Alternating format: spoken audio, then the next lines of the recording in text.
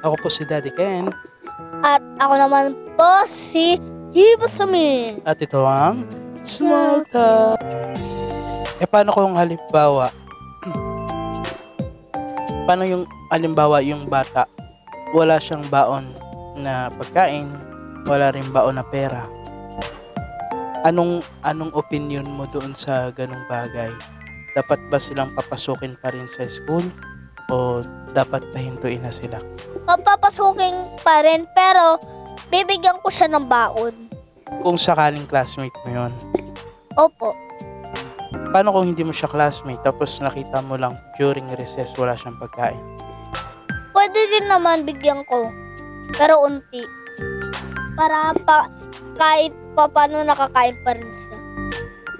Okay, sa iyong opinion, dapat hindi na humingi ng pera na baon ang bata kung sakaling meron siyang baon. Pwede din naman mangingi ng pera kahit kahit nakukulangan siya. Pero pagkapos na sa pera ng mga magulang niya, maawa naman siya. Ayun, tama. Dapat ang gawin niya ay Magtino.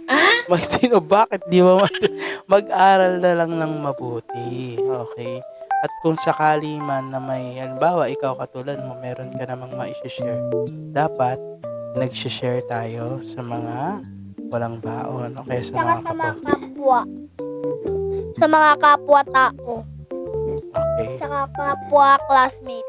Sige, ano na lang ang ma-advise mo sa mga bata na katulad mo na nag-aaral tapos may mga sobrang baon?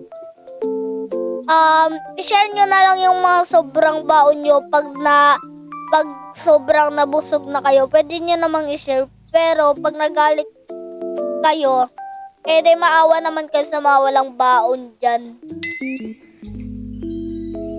Pero hindi naman nila kasalanan kung walang baon yun, di ba? Ano na lang advice mo doon sa mga bata na kapos, yung mga walang budget, pero yun na nga. Anong ma-advise mo sa kanila? Tutuloy pa rin ba sila sa pagpasok nila? O hindi na? Kasi magugutom lang sila sa school. Kapos yung mga magulang. Kung kapos. Kapos sila. Pari naman magpaka dun Bigyan na lang siya ng pagkain. Mag-share. Hati kami sa pagkain. Pwede naman. Wow! Kung classmate mo. Pwede naman kung hindi ko siya classmate o classmate. Very good. Ito po si Daddy Ken. At ito naman po si Iwasmi.